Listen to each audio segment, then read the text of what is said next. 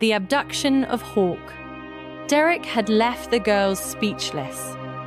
They still hadn't fully grasped how deeply their father was entangled with this gang. As for old Erica, she had convinced herself that she would inherit the fortune once they were married. But things were not unfolding as she had hoped. Hawk, having recovered from his initial panic, had not yet spoken his final word.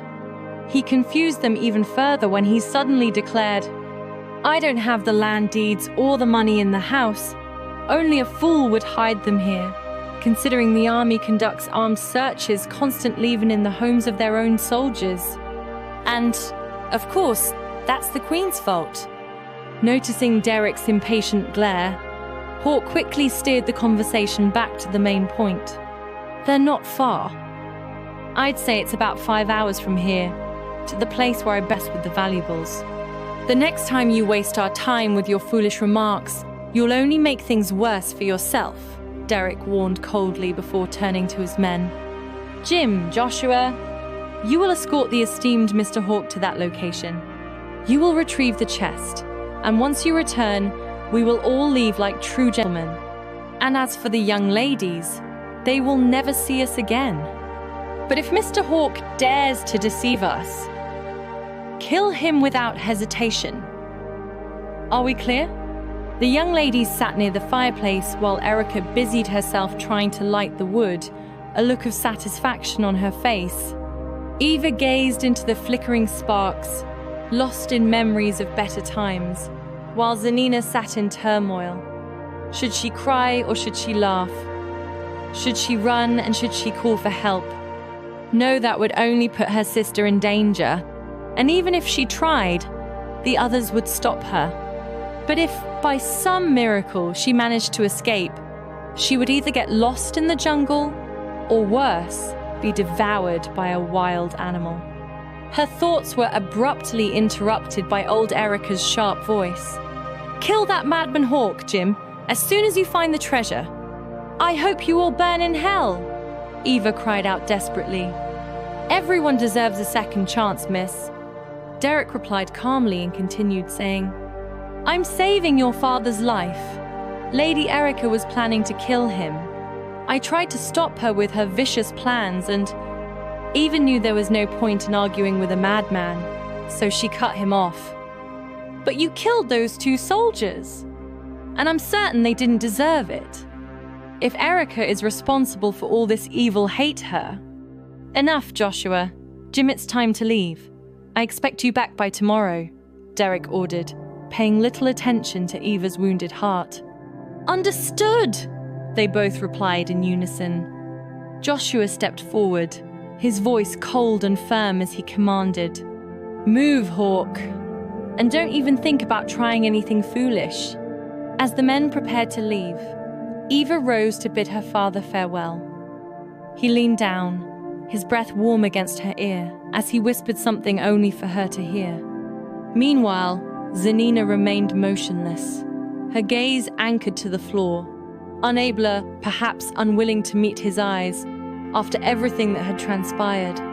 The men departed, leaving only Derek behind to keep the women hostage.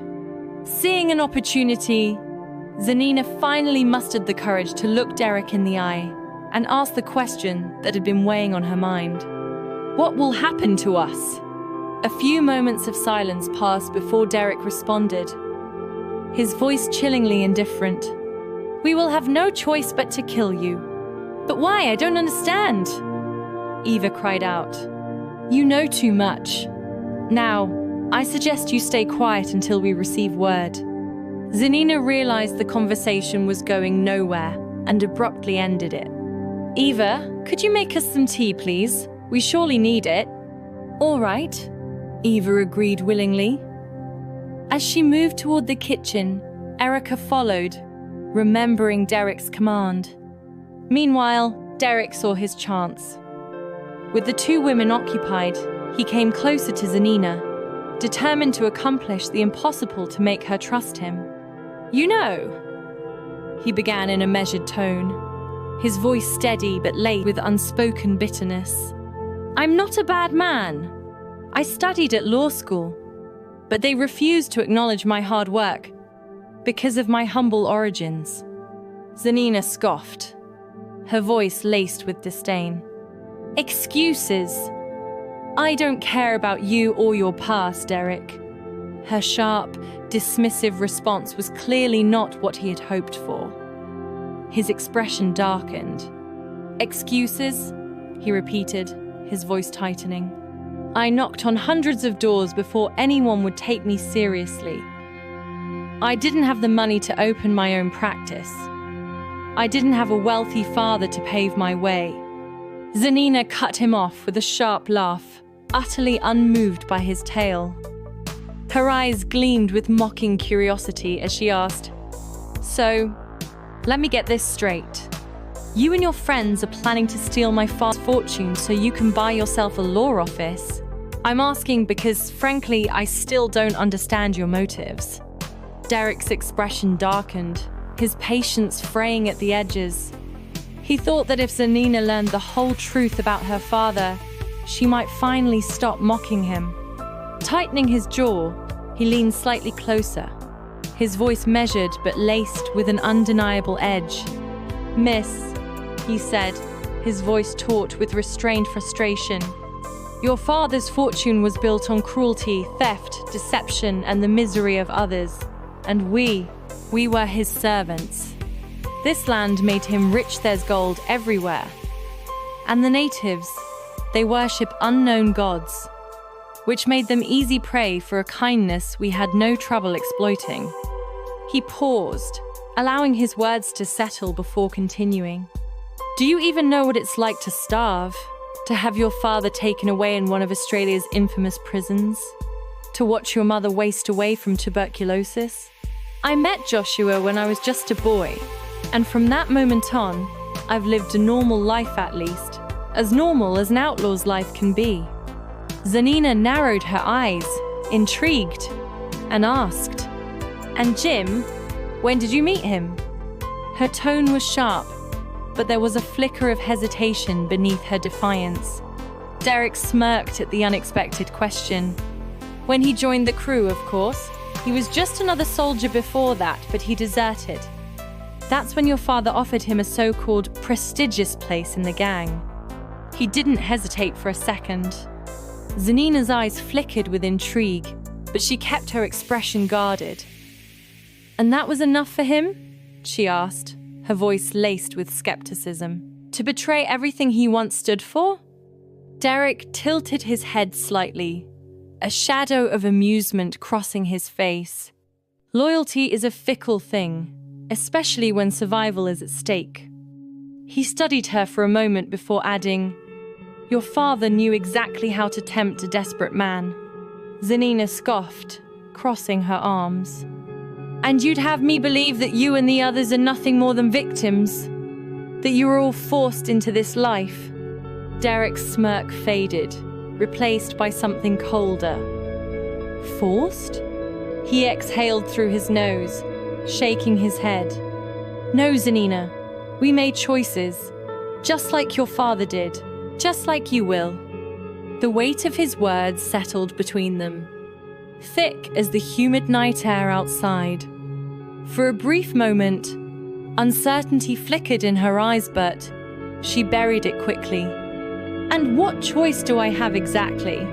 She asked, voice steady despite the racing of her heart. Derek stepped closer, his tone quiet but firm. That depends.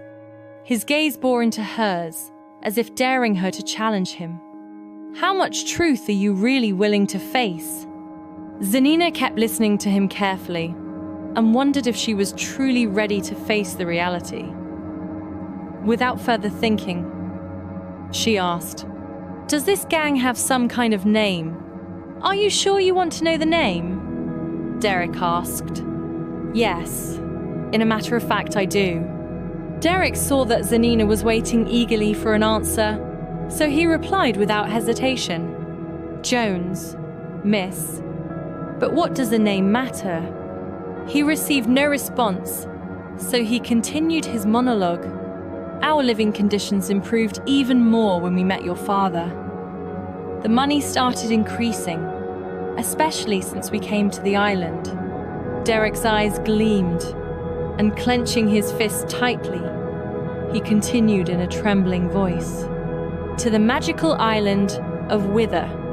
After finishing his last sentence, Derek left Zanina once again confused and angry about her father's involvement in lawless activities. At that moment, Eva entered the room, gracefully carrying a tray with 4 steaming cups of tea, while Erica followed silently behind her. As they sipped their tea, savoring each bite of the accompanying cake, Erica excused herself and headed to the kitchen to prepare dinner. She appeared to have seamlessly slipped back into her usual routine, polite, composed, and agreeable, just as she had been earlier. Yet, despite the abruptness of her shift in demeanor, no one seemed to take notice. Meanwhile, Zanina noticed that Derek didn't stop looking at Eva for even a second while they were drinking their tea. Seizing the opportunity, Zanina asked Eva to bring their favorite book from their father's library, hoping to buy herself some time to speak with Derek alone. Erica remained in the kitchen while Eva headed to the library alone. Meanwhile, Zanina seized the opportunity to confront Derek, her hostility evident not only in her sharp words, but also in the cold intensity of her gaze and the rigid set of her posture. "I know exactly why you're behaving this way, Derek. I never trusted you from the start. And now you're doing everything in your power to lure my sister in. But let me make one thing clear: you won't succeed. And I can only hope that tomorrow arrives sooner rather than later." Her voice trembled with fury, her clenched fists betraying her frustration, yet she stood her ground, unwavering.